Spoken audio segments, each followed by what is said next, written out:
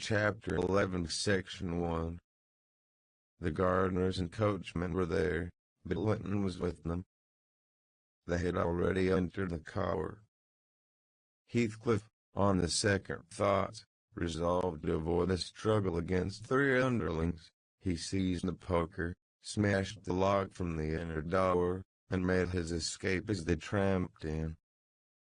Mrs. Linton, who was very much excited, bade me accompany her upstairs. She did not know my share in contributing to the disturbance, and I was anxious to keep her in ignorance. "I'm nearly distracted, Nellie," she exclaimed, throwing herself on the sofa. "1,000 Smith's hammers are beating in my head. Tell Isabella to shun me. This uproar is owing to her, and should she or anyone else aggravate my anger at present, I shall get wild. And, Nellie, say to Edgar, if you see him again tonight, that I am in danger of being seriously ill. I wish it may prove true. He has startled and distressed me shockingly. I want to frighten him. Besides, he might come and begin a string of abuse or complainings. I am certain I should recriminate, and God knows where we should end. Will you do so, my good Nellie? You are aware that I am no way blamable in this matter." What possessed him to turn listener? Heathcliff's talk was outrageous, after you left us. But I could soon have diverted him from Isabella, and the rest meant nothing. Now all is dashed wrong. By the fool's craving to hear evil of self, that haunts some people like a demon. Had Edgar never gathered our conversation, he would never have been the worse for it. Really, when he opened on me in that unreasonable tone of displeasure after I had scolded Heathcliff till I was hoarse for him, I did not care hardly what they did to each other, especially as I felt that, however the scene closed, we should all be driven asunder for nobody knows how long.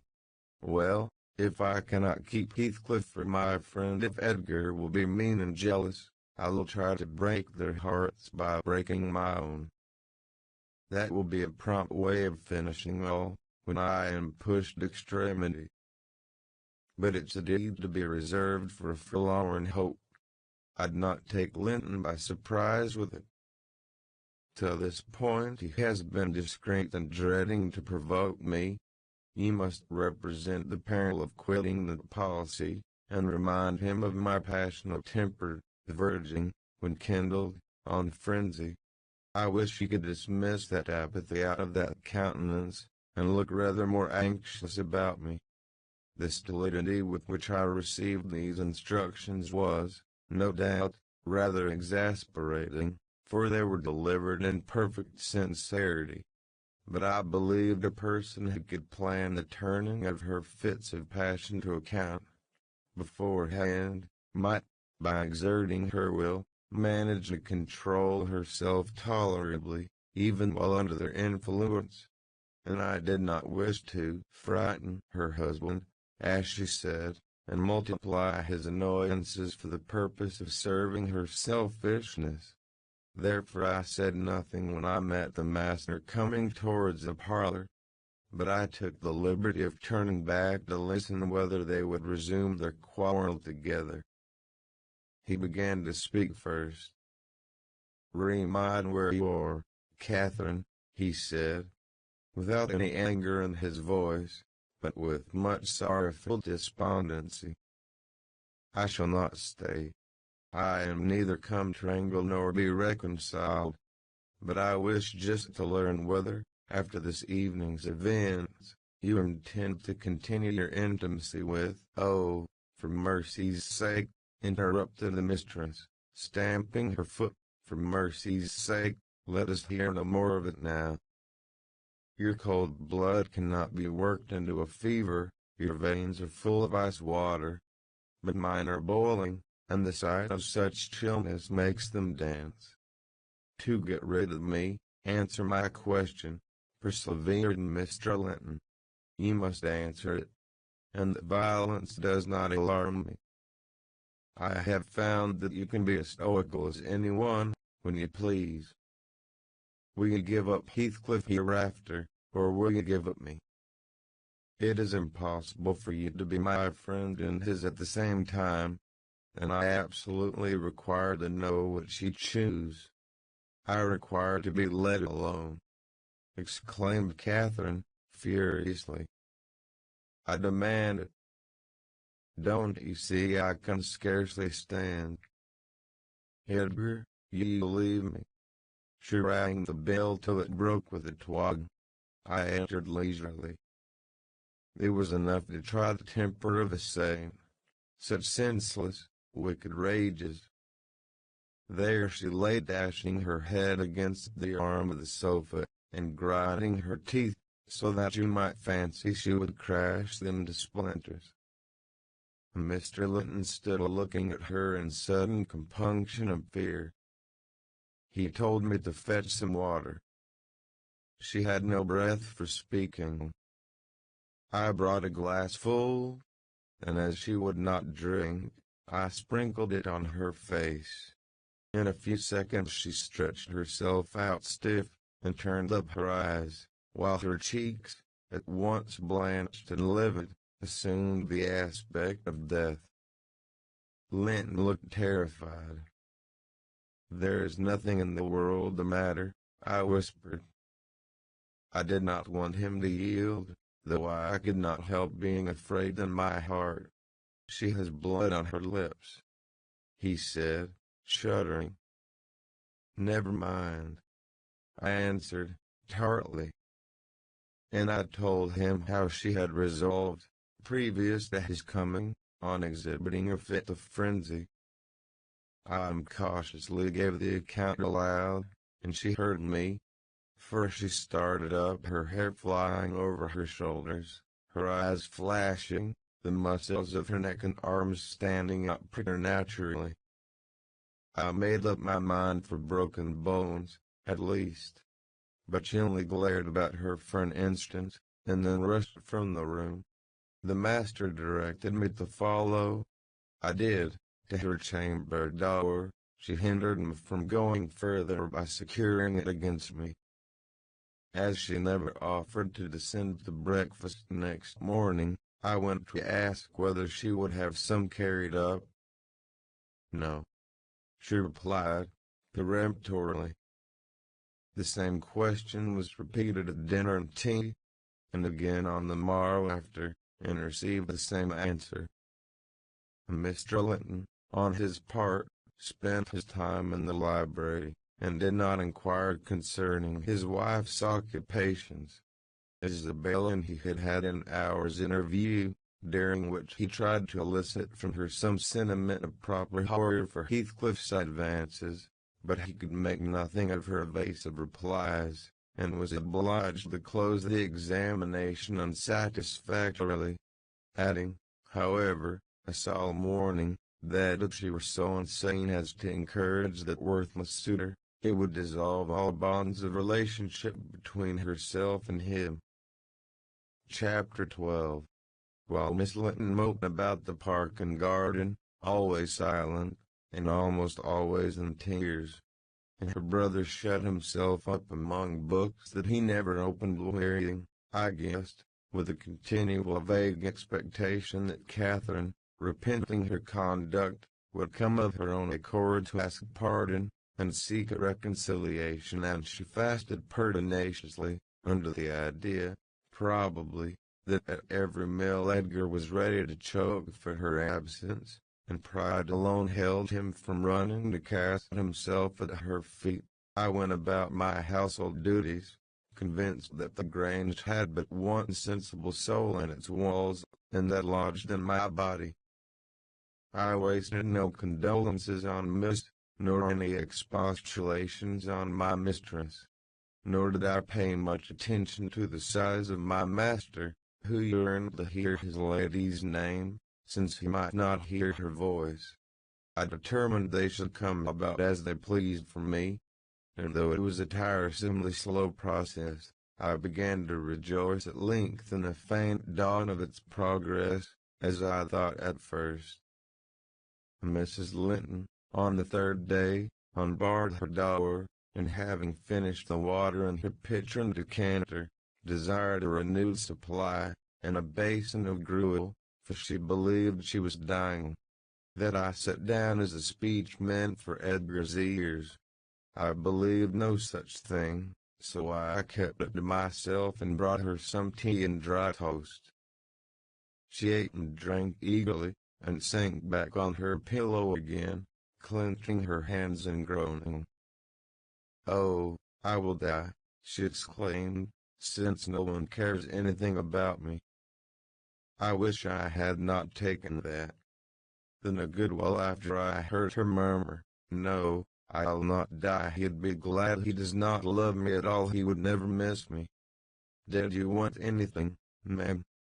I inquired, still preserving my external composure, in spite of her ghastly countenance and strange, exaggerated manner. "What is that apathetic being doing?" she demanded, pushing the thick and tangled locks from her wasted face. "Has he fallen into lethargy, or is he dead?" "Neither," replied I. "If you mean Mr. Linton, he's tolerably well, I think, though his studies occupy him rather more than they ought. He is continually among his books, since he has no other society." I should not have spoken so if I had known her true condition, but I could not get rid of the notion that she acted a part of her disorder. "Among his books!" she cried, confounded.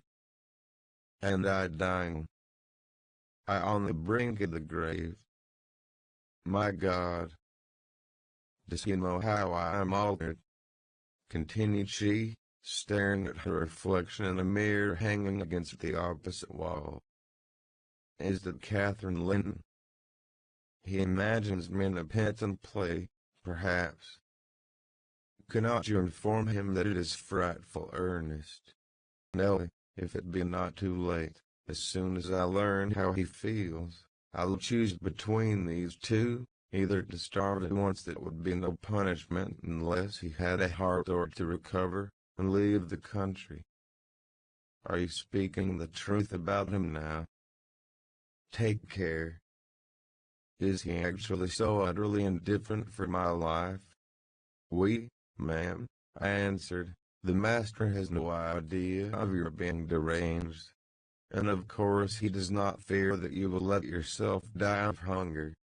You think not? Cannot you tell him I will?" She returned. "Persuade him. Speak of your own mind. Say you are certain I will." "No, you forget, Mrs. Linton," I suggested, "that you have eaten some food with a relish this evening, and tomorrow you will perceive its good effects." "If I were only sure it would kill him," she interrupted, "I'd kill myself directly. These 3 awful nights I've never closed my lids, and oh, I've been tormented. I've been haunted, Nelly. But I begin to fancy you don't like me."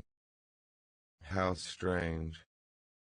I thought, though everybody hated and despised each other, they could not avoid loving me.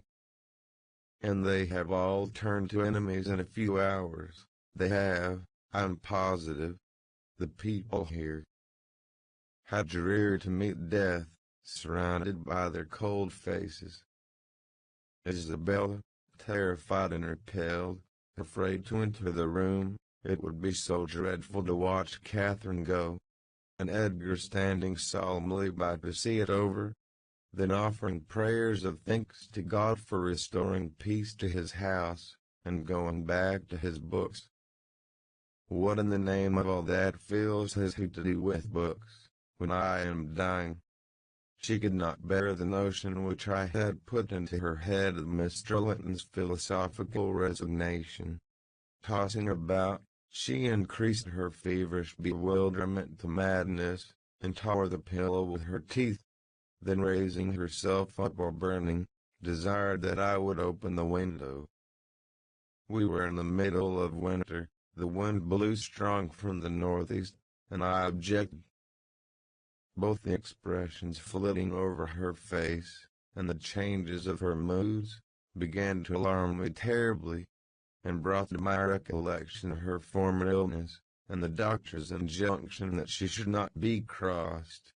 A minute previously she was violent. Now, supported on one arm, and not noticing my refusal to obey her, she seemed to find childish diversion in pulling the feathers from the rent she had just made, and ranging them on the sheet according to their different species. Her mind had strayed to other associations. "That's a turkey's," she murmured to herself, "and this is a wild duck's, and this is a pigeon's. Ah, they put pigeons' feathers in the pillows, no wonder I couldn't die. Let me take care to throw it on the floor when I lie down. And here is a moorcock's, and this I should know it among 1,000 lapwings. Bonny bird, wheeling over our heads in the middle of the moor. It wanted to get to its nest, for the clouds had touched the swells, and it felt rain coming. This feather was picked up from the heath. The bird was not shot. We saw its nest in the winter, full of little skeletons. Heathcliff set the trap over it, and the old ones dared not come. I made him promise he'd never shoot a lapwing after that, and he didn't. Yes, here are more. Did he shoot my lapwings, Nellie? Are they red, any of them? Let me look.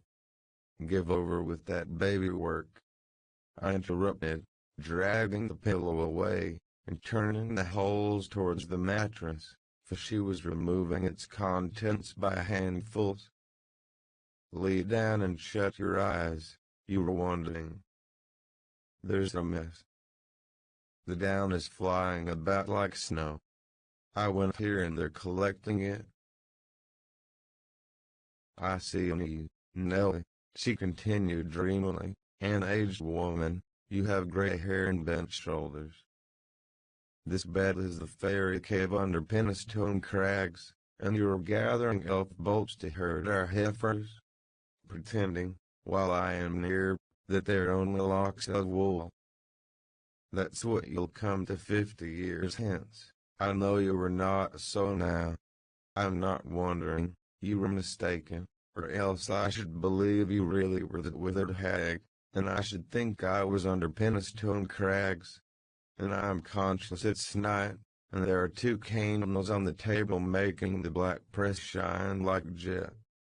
The black press? Where's the... I asked. You were talking in your sleep. It's against the wall, as it always is, she replied. It does appear odd I see a face in it. There's no press in the room, and never was, said I, resuming my seat, and looping up the curtain that I might watch her. Don't you see that face? She inquired, gazing earnestly at the mirror. And say what I could, I was incapable of making her comprehend it to be her own. So I arose and covered it with a shawl. It's behind there still, she pursued, anxiously. And it stirred. Who is it? I hope it will not come out when you are gone. Oh? Nellie, the room is haunted. I'm afraid of being alone. I took her hand in mine, and bid her be composed. For succession of shudders convulsed her frame, and she would keep straining her gaze towards the glass. There's nobody here, I insisted. It was yourself, Mrs. Linton, you knew it a while since. Myself? She gasped, and the clock is striking 12. It's true, then. That's dreadful. Her fingers clutched the clothes, and gathered them over her eyes. I attempted to steal to the door with an intention of calling her husband, but I was summoned back by a piercing shriek. The shawl had dropped from the frame. What is the matter?" cried I, who was coward now. "Wake up. That is the glass, the mirror, Mrs. Linton, and you see yourself in it, and there am I too by your side." Trembling and bewildered, she held me fast, but the horror gradually passed from her countenance. Its paleness gave place to a glow of shame. "Oh, dear. I thought I was at home," she sighed. "I thought I was lying in my chamber at Wuthering Heights. Because I'm weak, my brain got confused, and I screamed unconsciously. Don't say anything, but stay with me. I dread sleeping, my dreams appall me." "A sound sleep would do you good, ma'am," I answered, "and I hope this suffering will prevent your trying starving again. Oh, if I were but in my own bed in the old house," she went on bitterly, wringing her hands. "And the wind sounding in the firs by the lattice. You let me feel it till it comes straight down the moor. You let me have one breath." To pacify her I held the casement ajar a few seconds. A cold blast rushed through. I closed it, and returned to my post.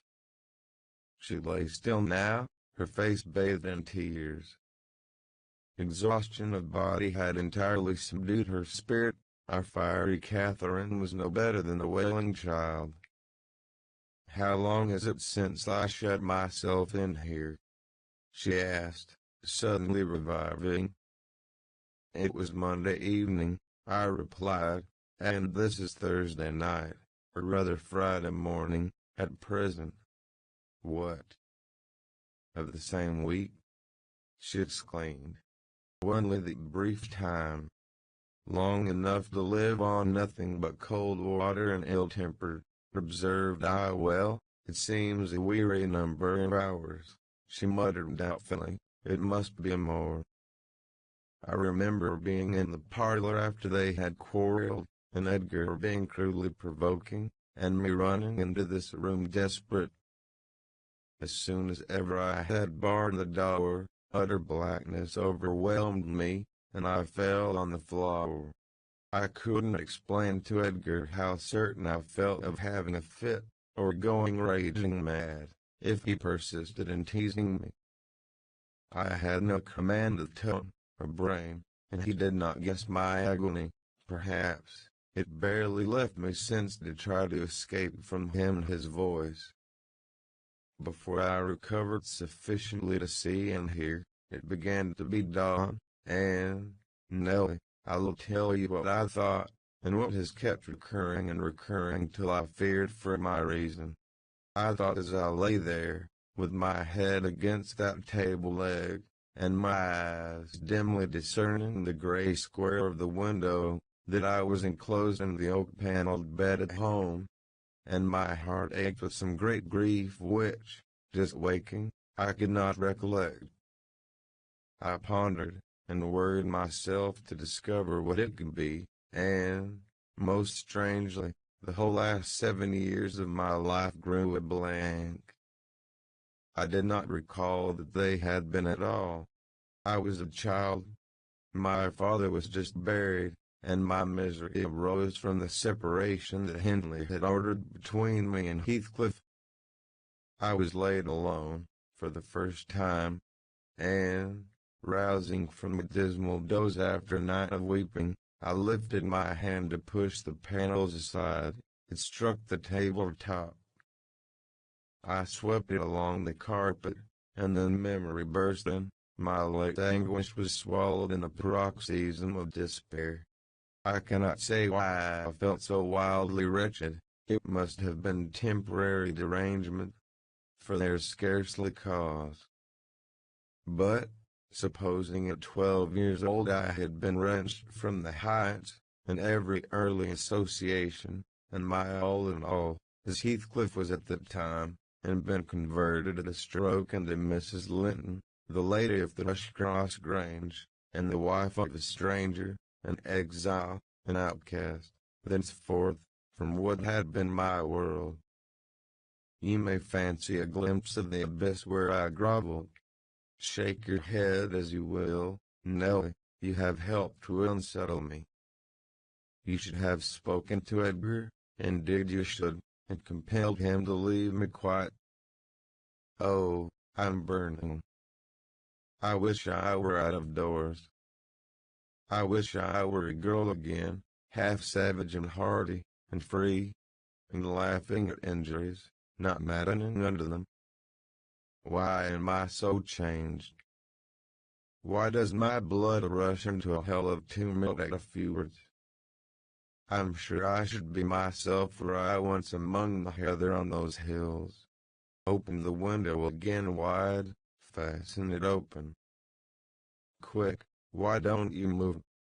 Because I won't give you your death of cold, I answered. You won't give me a chance of life, you mean, she said, sullenly. However, I'm not helpless yet. I'll open it myself. And sliding from the bed before I could hinder her, she crossed the room, walking very uncertainly, threw it back, and bent out, careless of the frosty air that cut about her shoulders as keen as a knife. I entreated, and finally attempted to force her to retire. But I soon found her delirious strength much surpassed mine. She was delirious, I became convinced by her subsequent actions and ravings. There was no moon, and everything beneath lay in misty darkness. Not a light gleamed from any house. Far or near all had been extinguished long ago, and those at Wuthering Heights were never visible. Still she asserted she caught the shining. Look, she cried eagerly, that's my room with the candle in it, and the tree swaying before it, and the other candle is in Joseph's garret. Joseph sits up late, doesn't he? He's waiting till I come home that he may lock the gate. Well, he'll wait a while yet.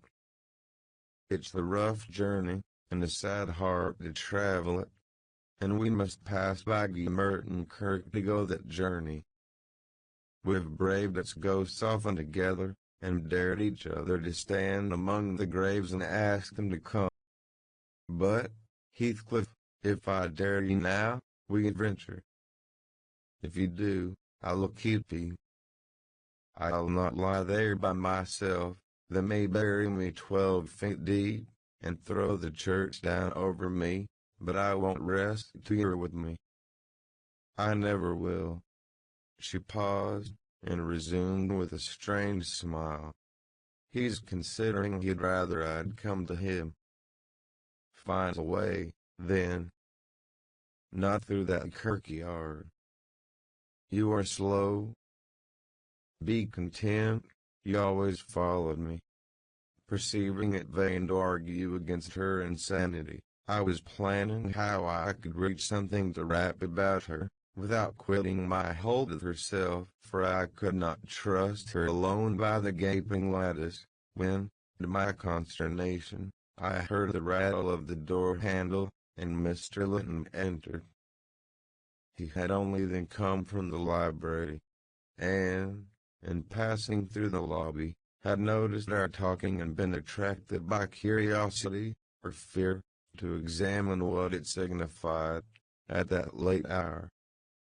"Oh, sir," I cried, checking the exclamation risen to his lips at the sight which met him, and the bleak atmosphere of the chamber. "My poor mistress is ill, and she quite masters me. I cannot manage her at all. Pray, come and persuade her to go to bed. Forget your anger, for she's hard to guide in a way but her own. Catherine," he said, hastening to us. "Shut the window, Ellen." "Catherine." Why, he was silent. The haggardness of Mrs. Linton's appearance smote him speechless, and he could only glance from her to me in horrified astonishment. She's been fretting here, I continued, and eating scarcely anything, and never complaining. She would admit none of us till this evening, and so we couldn't inform you of her state, as we were not aware of it ourselves. But it is nothing. I felt I uttered my explanations awkwardly. The master frowned. It is nothing, is it, Ellen Dean? He said sternly. You shall account more clearly for keeping me ignorant of this. And he took his wife in his arms, and looked at her with anguish. At first she gave him no glance of recognition. He was invisible to her abstracted gaze. The delirium was not fixed, however. Having weaned her eyes from contemplating the outer darkness, by degrees she centered her attention on him, and discovered who it was that held her. Ah! You're come, are you, Edgar Linton? She said, with angry animation. You are one of those things that are ever found when least wanted, and when you're wanted, never. I suppose we shall have plenty of lamentations now. I see we shall, but they can't keep me from my narrow home out yonder, my resting place, where I am bound before spring is over. There it is, not among the Lintons, mind, under the chapel roof, but in the open air, with a headstone. And you may please yourself whether you go to them or come to me. Catherine, what have you done? Commenced the master. Single quote, am I nothing to you any more? Do you love that wretch Heath? Hush! Cried Mrs. Linton. Hush, this moment. You mention that name and I end the matter instantly by springing from the window. What you touch at present you may have, but my soul will be on that hilltop before you lay hands on me again. I don't want you, Edgar, I'm past wanting you. Return to your books. I'm glad you possess a consolation, for all you had in me is gone. Her mind wanders, sir, I interposed. She has been talking nonsense the whole evening. But let her have quiet, and proper attendance, and she will rally. Hereafter, we must be cautious how we vex her. I desire no further advice from you, answered Mr. Linton. You knew your mistress's nature, and you encouraged me to harass her, and not to give me one hint of how she has been these 3 days. It was heartless. Months of sickness could not cause such a change. I began to defend myself, thinking it too bad to be blamed for another's wicked waywardness. I knew Mrs. Linton's nature to be headstrong and domineering, cried I, but I didn't know that you wished to foster her fierce temper. I didn't know that, to humor her, I should wink at Mr. Heathcliff. I perform the duty of a faithful servant in telling you, and I have got a faithful servant's wages. Well, it will teach me to be careful next time. Next time you may gather intelligence for yourself. The next time you bring a tale to me you shall quit my service, Ellen Dean, he replied. You'd rather hear nothing about it, I suppose, then, Mr. Linton, said I. Heathcliff has your permission to come according to Miss, and to drop in at every opportunity your absence offers, on purpose to poison the mistress against you. Confused as Catherine was, her wits were alert at applying our conversation. Ah! Nellie has played a traitor, she exclaimed, passionately. Nellie is my hidden enemy. You went. So you to seek elf bolts to hurt us. Let me go, and I'll make her rue. I'll make her howl a recantation. A manic's fury kindled under her brows. She struggled desperately to disengage herself from Linton's arms. I felt no inclination to tarry the event, and, Resolving to seek medical aid on my own responsibility, I quitted the chamber. In passing the garden to reach the road, at a place where a bridle hook is driven into the wall, I saw something white move irregularly, evidently by another agent than the wind. Notwithstanding my hurry, I stayed to examine it, lest ever after I should have the conviction impressed on my imagination that it was a creature of the other world. My surprise and perplexity were great on discovering, by touch more than vision, Miss Isabella Springer, Fanny, suspended by a handkerchief, and nearly at its last gasp. I quickly released the animal, and lifted it into the garden. I had seen it follow its mistress upstairs when she went to bed, and wondered much how it could have got out there, and what mischievous person had treated it so. While untying the knot round the hook, it seemed to me that I repeatedly caught the beat of horses' feet galloping at some distance. But there were such a number of things to occupy my reflections that I hardly gave the circumstance a thought, though it was a strange sound, in that place, at 2 o'clock in the morning. Mr. Kenneth was fortunately just issuing from his house to see a patient in the village as I came up the street, and my account of Catherine Linton's malady induced him to accompany me back immediately.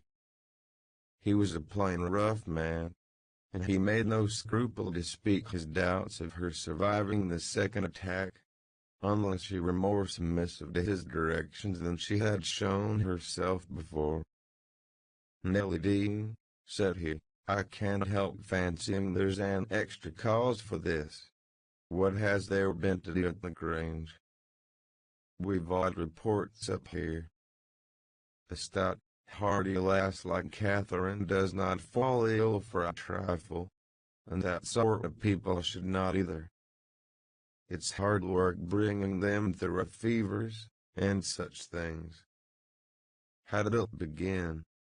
"The master will inform you," I answered. "But you were acquainted with the Earnshaw's violent dispositions, and Mrs. Linton caps them all." "I may say this. It commenced in a quarrel. She was struck during a tempest of passion with a kind of fit. That's her account, at least, for she flew off in the height of it, and locked herself up. Afterwards, she refused to eat, and now she alternately raves and remains in a half-dream, knowing those about her, but having her mind filled with all sorts of strange ideas and illusions." "Mr. Linton will be sorry," observed Kenneth, interrogatively. "Sorry. He'll break his heart should anything happen," I replied. "Don't alarm him more than necessary." "Well, I told him to beware," said my companion, "and he must bide the consequences of neglecting my warning." "Hasn't he been intimate with Mr. Heathcliff lately?" "Heathcliff frequently visits at the Grange," answered I, though more on the strength of the mistress having known him when a boy, than because the master likes his company. At present he's discharged from the trouble of calling, owing to some presumptuous aspirations after Miss Linton which he manifested. I hardly think he will be taken in again." "And does Miss Linton turn a cold shoulder on him?" was the doctor's next question. "I'm not in her confidence," returned I, reluctant to continue the subject.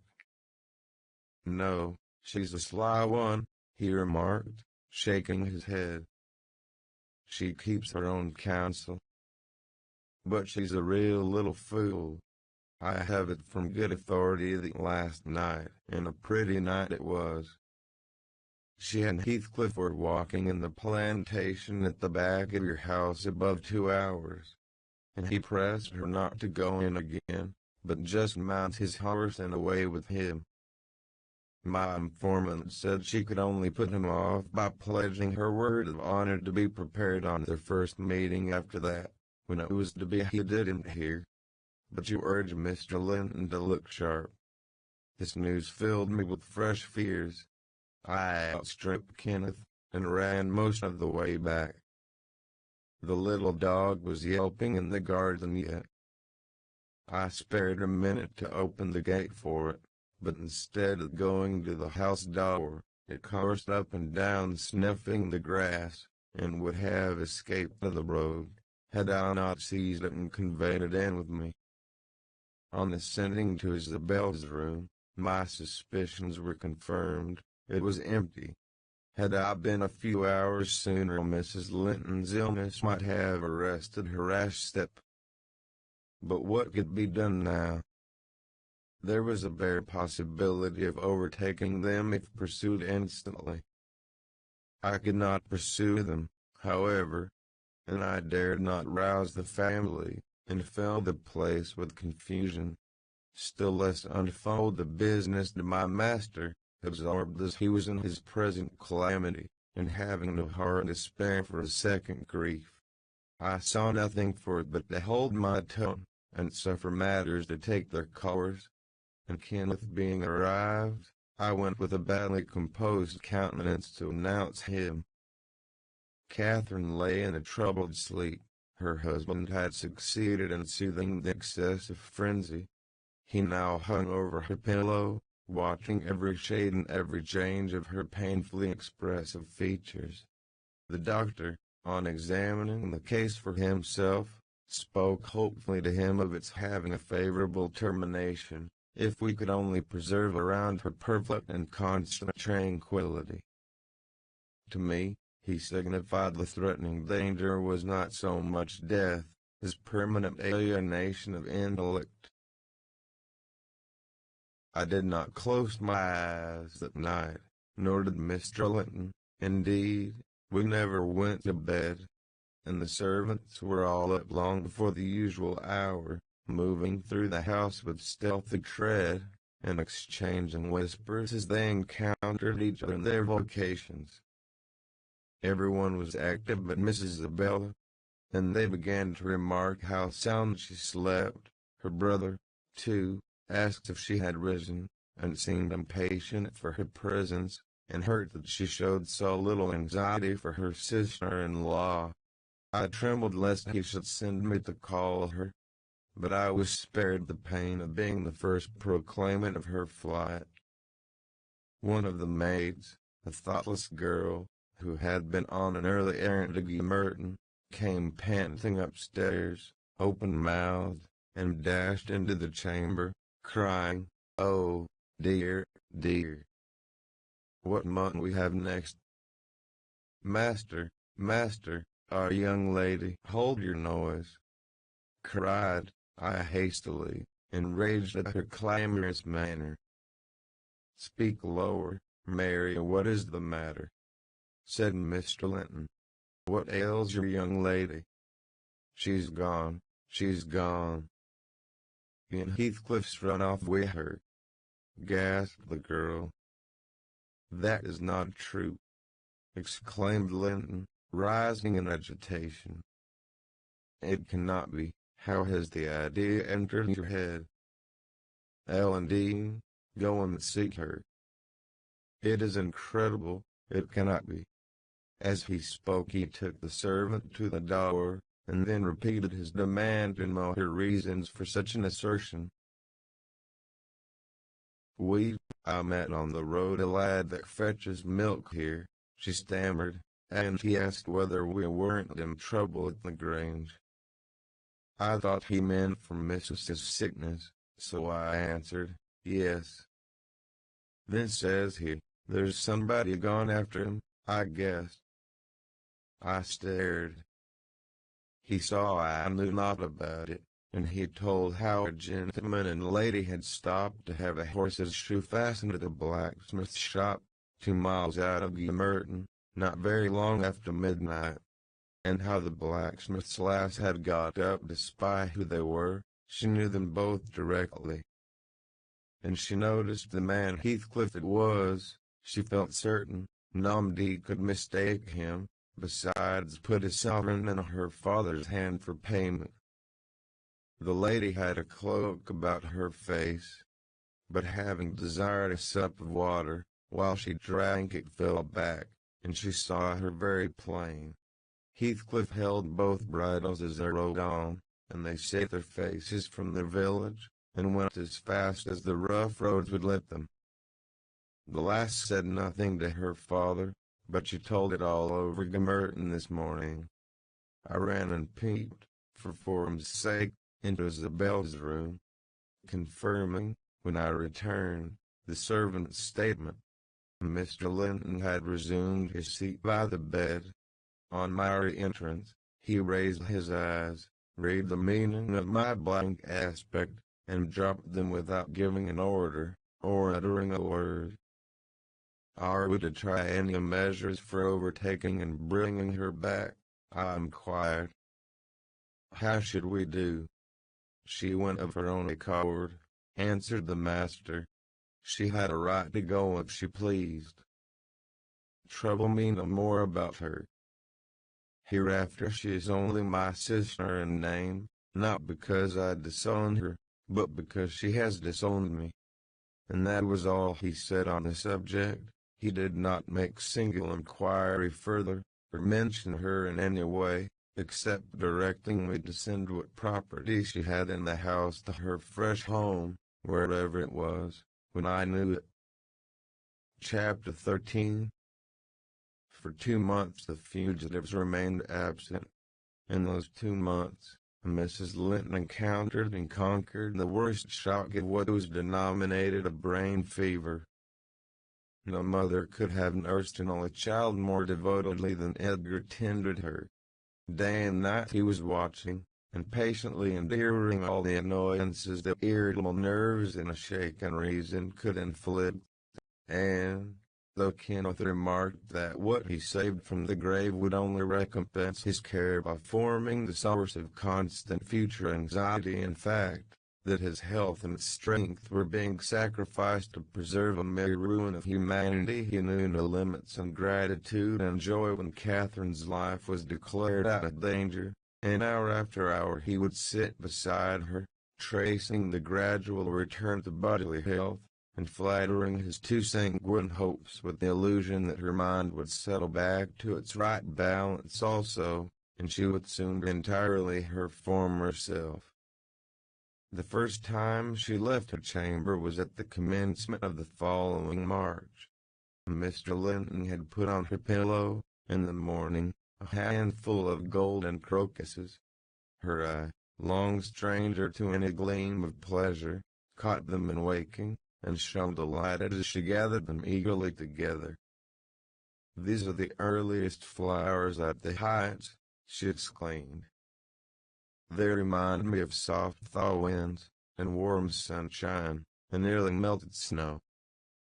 Edgar, is there not a south wind, and is not the snow almost gone?" "The snow is quite gone down here, darling," replied her husband. "And I only see 2 white spots on the whole range of moors. The sky is blue, and the larks are singing, and the becks and brooks are all brimful. Catherine, last spring at this time, I was longing to have you into this roof. Now, I wish you were a mile or 2 up those hills. The air blows so sweetly, I feel that it would cure you." "I shall never be there but once more," said the invalid. "And then you'll leave me, and I shall remain forever. Next spring you'll long again to have me under this roof, and you'll look back and think you were happy today." Linton lavished on her the kindest caresses, and tried to cheer her by the fondest words. But, vaguely regarding the flowers, she let the tears collect on her lashes and stream down her cheeks unheeding. We knew she was really better, and, therefore, decided that long confinement to a single place produced much of this despondency, and it might be partially removed by a change of scene. The master told me to light a fire in the many weeks deserted parlor, and to sit an easy chair in the sunshine by the window. And then he brought her down, and she sat a long while enjoying the genial heat, and, as we expected, revived by the objects around her, which, though familiar, were free from the dreary associations investing her hated sick chamber. By evening she seemed greatly exhausted, yet no arguments could persuade her to return to that apartment, and I had to arrange the parlor sofa for her bed, till another room could be prepared. To obviate the fatigue of mounting and descending the stairs, we fitted up this, where you lie at present on the same floor with the parlor, and she was soon strong enough to move from one to the other, leaning on Edgar's arm. Ah, I thought myself, she might recover, so waited on as she was. And there was double cause to desire it, for on her existence depended that of another. We cherished the hope that in a little while Mr. Linton's heart would be gladdened, and his lands secured from the stranger's gripe, by the birth of an heir. I should mention that Isabella sent to her brother, some 6 weeks from her departure, a short note, announcing her marriage with Heathcliff. It appeared dry and cold, but at the bottom was dotted in with pencil an obscure apology, and an entreaty for kind remembrance and reconciliation, if the proceeding had offended him, asserting that she could not help it then, and being done, she had now no power to repeal it.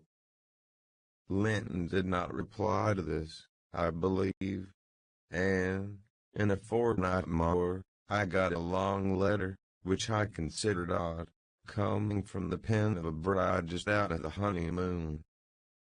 I'll read it, for I keep it yet. Any relic of the dead is precious, if they were valued living. Asterisk, asterisk, asterisk, asterisk, asterisk. Dear Ellen, it begins, I came last night to Wuthering Heights, and heard, for the first time, that Catherine has been, and is yet, very ill. I must not write to her, I suppose, and my brother's either too angry or too distressed to answer what I sent him. Still, I must write to somebody, and the only choice left me is you.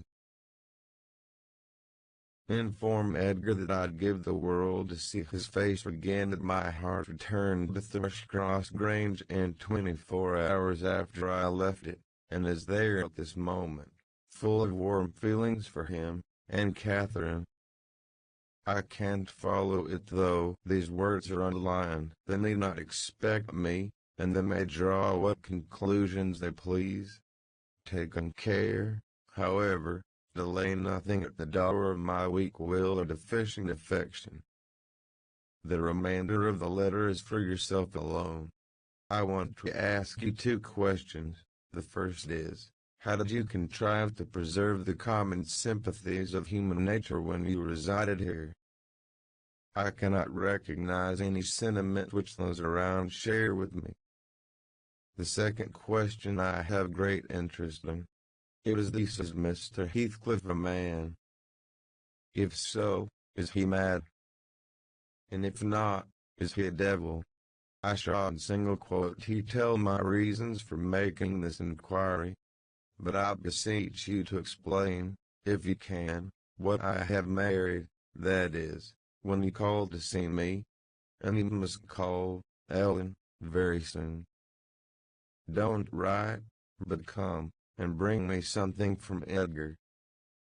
Now, you shall hear how I have been received in my new home, as I am led to imagine the Heights will be. It is to amuse myself that I dwell on such subjects as the lack of external comforts, that never occupy my thoughts, except at the moment when I miss them. I should laugh and dance for joy, if I found their absence was the total of my miseries, and the rest was an unnatural dream. The sun set behind the Grange as we turned onto the moors. By that, I judged it to be 6 o'clock, and my companion halted half an hour, to inspect the park, and the gardens, and, probably, the place itself, as well as he could. So it was dark when we dismounted in the paved yard of the farmhouse, and your old fellow servant, Joseph, issued out to receive us by the light of a lit candle. He did it with a courtesy that redounded to his credit. His first act was to elevate his torch to a level with my face, squint malignantly, project his underlip, and turn away. Then he took the 2 horses, and led them into the stables, reappearing for the purpose of locking the outer gate, as if we lived in an ancient castle. Heathcliff stayed to speak to him, and I entered the kitchen at dingy, untidy hole. I dare say you would not know it, it is so changed since it was in your charge. By the fire stood a ruffianly child, strong in limb and dirty in garb, with a look at Catherine in his eyes and about his mouth. This is Edgar's legal nephew, I reflected mine in a manner. I must shake hands, and yes, I must kiss him. It is right to establish a good understanding at the beginning. I approached, and, attempting to take his chubby fist, said, "How do you do, my dear?" He replied in a jargon I did not comprehend. "Shall you and I be friends, Herr Thorm?" was my next essay at conversation. An oath, and the threat to set Throttler on me if I did not frame off rewarded my perseverance. "Hey, Throttler, la!" whispered the little wretch, rousing a half-bred bulldog from its lair in a corner. "No, wilt thou be gangin'?" he asked authoritatively. Love for my life urged a compliance. I stepped over the threshold to wait till the others should enter. Mr. Heathcliff was nowhere visible, and Joseph, whom I followed to the stables, and requested to accompany me, after staring and muttering to himself, screwed up his nose and replied, "Mem. Mem. Mem. Did I ever Christian body hear aught like it? Mincing on munching. How can I tell what ye say? I say, I wish ye to come with me to the house." I cried, thinking him deaf, yet highly disgusted at his rudeness. "No, me. I gettin' some'at else to do," he answered, and continued his work, moving his lantern jaws meanwhile, and surveying my dress and countenance, the former a great deal too fine, but the latter, I'm sure, as sad as he could desire, with sovereign contempt. I walked round the yard, and through a wicket, to another door, at which I took the liberty of knocking, and hoped some more civil servant might show himself. After short suspense, it was opened by a tall, gaunt man, without a kerchief, and otherwise extremely slovenly. His features were lost in masses of shaggy hair that hung on his shoulders, and his eyes, too, were like a ghostly Catherine's with all their beauty annihilated. "What's your business here?" he demanded, grimly. "Who are you?" "My name was Isabel Linton," I replied. "You've seen me before, sir. I'm lately married to Mr. Heathcliff, and he has brought me here, I suppose, by your permission." "Is he come back, then?" asked the hermit, glaring like a hungry wolf. Single quote, "Yes, we came just now," I said. "But he left me by the kitchen door, and when I would have gone in, your little boy played sentinel over the place, and frightened me off by the help of a bulldog. It's well the hellish villain has kept his word," growled my future host, searching the darkness beyond mean expectation of discovering Heathcliff, and then he indulged in a soliloquy of execrations, and threats of what he would have done had the fiend deceived him. I repented having tried the second entrance, and was almost inclined to slip away before he finished cursing, but ere I could execute that intention, he ordered men, and shut and refastened the door. There was a great fire, and that was all the light in the huge apartment, whose floor had grown a uniform gray, and the once brilliant pewter dishes, which used to attract my gaze when I was a girl, partook of a similar obscurity, created by tarnish and dust. I inquired whether I might call the maid, and be conducted to a bedroom. Mr. Earnshaw vouchsafed no answer. He walked up and down, with his hands in his pockets, apparently quite forgetting my presence, and his abstraction was evidently so deep, and his whole aspect so misanthropical, that I shrank from disturbing him again.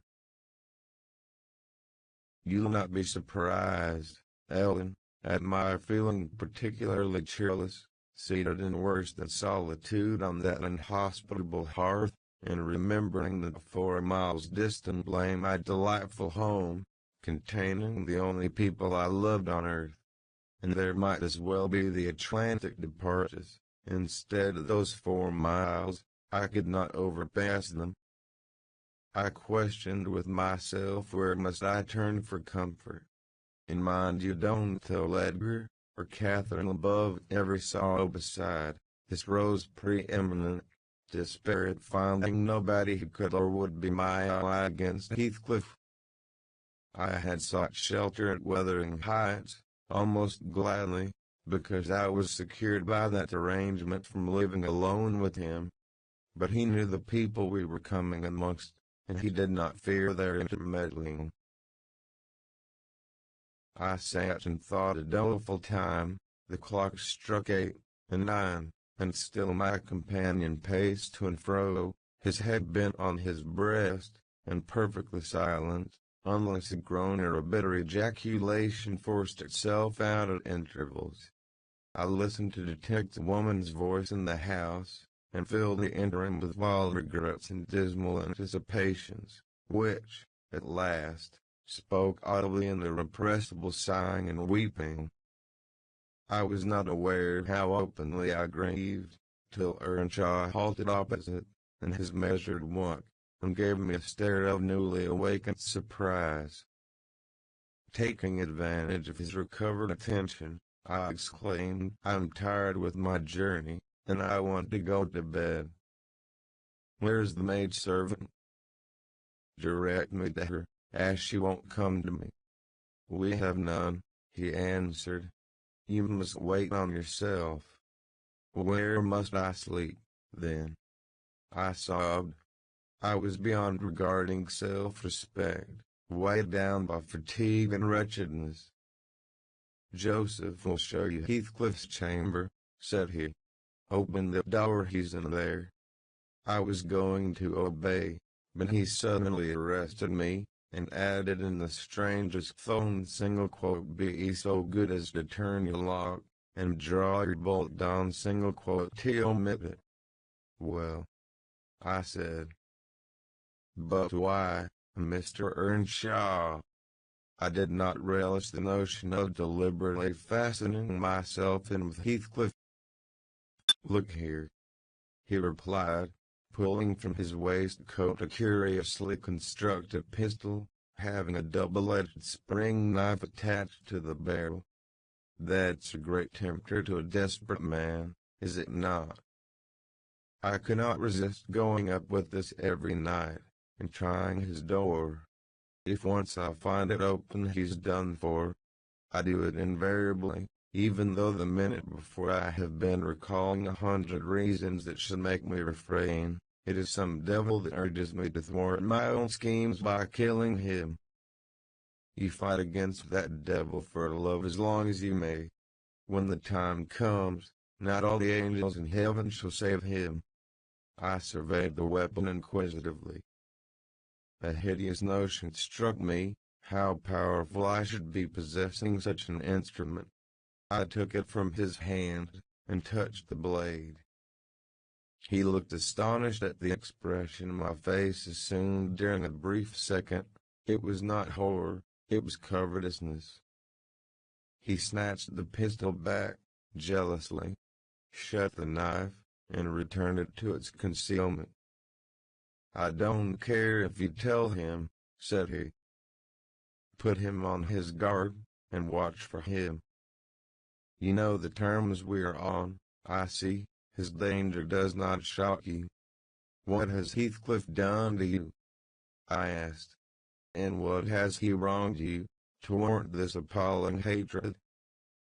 Wouldn't it be wiser to bid him quit the house? No, thundered Earnshaw. Should he offer to leave me, he's a dead man. Persuade him to attempt it, and you are a murderess. Am I to lose all, without a chance of retrieval? His hair on to be a beggar. Oh, damnation. I will have it back, and I'll have his gold too, and then his blood, and hell shall have his soul. It will be 10 times blacker with that guest than ever it was before. You've acquainted me, Ellen, with your old master's habits. He is clearly on the verge of madness. He was so last night at least. I shuddered to be near him, and thought on the servant's ill-breed moroseness as comparatively agreeable. He now recommenced his moody walk, and I raised the latch, and escaped into the kitchen. Joseph was bending over the fire, peering into a large pan that swung above it, and a wooden bowl of oatmeal stood on the settle close by. The contents of the pan began to boil, and he turned to plunge his hand into the bowl. I conjectured that this preparation was probably for our supper, and, being hungry, I resolved it should be eatable. So, crying out sharply, "I'll make the pottage," I removed the vessel out of his reach, and proceeded to take off my hat and riding habit. "Mr. Earnshaw," I continued, "directs me to wait on myself. I will. I'm not going to eat the lady among you, for fear I should starve." "Good Lord," he muttered, sitting down, and stroking his ribbed stockings from the knee to the ankle. "If there's to be fresh otherings just when I get used to two masters, if I mun have a mistress set over my head, it's like time to be flitting. I never did think to see today that I mud lave this old place, but I doubt it's nigh at hand." This lamentation drew no notice from me. I went briskly to work, sighing to remember a period when it would have been all merry fun, but compelled speedily to drive off the remembrance. It racked me to recall past happiness, and the greater peril there was of conjuring up its apparition, the quicker the thimble ran round, and the faster the handfuls of meal fell into the water. Joseph beheld my style of cookery with growing indignation. "There," he ejaculated. "Hareton, thou wilt single quote tease up thy porridge to need. There'll be naught but lumps as big as my knee. There, agent. I'd fling and bolt and all, if I were ye. There, pale to gulp off, and then you'll hide and we single quote tea." Bang, bang. It's a mercy to both 'em isn't deed out. It was rather rough, miss, I own, when poured into the basins, for it had been provided, and a gallant pitcher of new milk was brought from the dairy, which Hareton seized and commenced drinking and spilling from the expansive lip. I expostulated, and desired that he should have his inner mug, affirming that I could not taste the liquid treated so dirtily. The old cynic chose to be vastly offended at this nurchetti, assuring me, repeatedly, that the barn was every bit as good as I, and every bit as wholesome, and wondering how I could fashion to be so conceited. Meanwhile, the infant ruffian continued sucking, and glowered up at me defyingly, as he slavered into the jug. "I shall have my supper in another room," I said. "Have you no place you'd call a parlor?" "Parlor," he echoed, sneeringly, "parlor. Nay, we've no parlors. If y'all don't like wearing company, there's Meisters. And if y'all don't like Meister, there's a... Then I shall go upstairs, I answered. Show me a chamber. I put my basin on a tray, and went myself to fetch some more milk. With great grumblings, the fellow rose, and preceded me and my son. We mounted to the garrets. He opened a door, now and then, to look into the apartments we passed. Here's a ram, he said, at last, flinging back a cranky board on hinges. It's well enough to wait if you porch in. There's a pack o' corn at a corner, there, immediately clan. If you're feared o' mucking your grand silk clothes, spread your handkerchief at the top on single quotee. The ram was a kind of lumber hole smelling strong of malt and grain. Various sacks of which articles were piled around, leaving a wide bare space in the middle. "We, man," I exclaimed, facing him angrily, "this is not a place to sleep in. I wish to see my bedroom." Single quote bed room, he repeated, in a tone of mockery. "You see all the bedrooms there's yon's mine." He pointed into the second garret, only differing from the first in being more naked about the walls, and having a large, low, curtainless bed, with an indigo-colored quilt at one end. "What do I want with yours?" I retorted. "I suppose Mr. Heathcliff does not lodge at the top of the house, does he?" "Oh, it's Mr. Heathcliff's here one thing," cried he, as if making a new discovery. "Couldn't ye ha' said so at once? And then, I might ha' tell ye about all this work, that's just one you cannot see. He always keeps it locked, and I'm the ever mills on single quote team at his own. You've a nice house, Joseph," I could not refrain from observing, "and pleasant inmates. And I think the concentrated essence of all the madness in the world took up its abode in my brain the day I linked my fate with theirs. However, that is not to the present purpose. There are other rooms. For heaven's sake be quick, and let me settle somewhere." He made no reply to this adjuration, only plodding doggedly down the wooden steps, and halting before an apartment which, from the halt and the superior quality of its furniture, I conjectured to be the best one. There was a carpet, a good one, but the pattern was obliterated by dust. A fireplace hung with cut paper, dropping to pieces. A handsome oak bedstead with ample crimson curtains of rather expensive material and modern make. But they had evidently experienced rough usage. The valances hung in festoons, wrenched from their rings, and the iron rod supporting them was bent in an arc on one side, causing the drapery to trail upon the floor. The chairs were also damaged, many of them severely, and deep indentations deformed the panels of the walls. I was endeavoring to gather resolution for entering and taking possession, when my fool of a guide announced, "Dash this here's the Meisters." My supper by this time was cold, my appetite gone, and my patience exhausted. I insisted on being provided instantly with a place of refuge, and means of repose. "We're the Deville," began the religious elder. "The Lord bless us. The Lord forgive us. We're the Hellwoldian gang. You marred, wearisome note. You've seen all but Haratwan's bit of a cham air. There's not another hole to lay down in this house."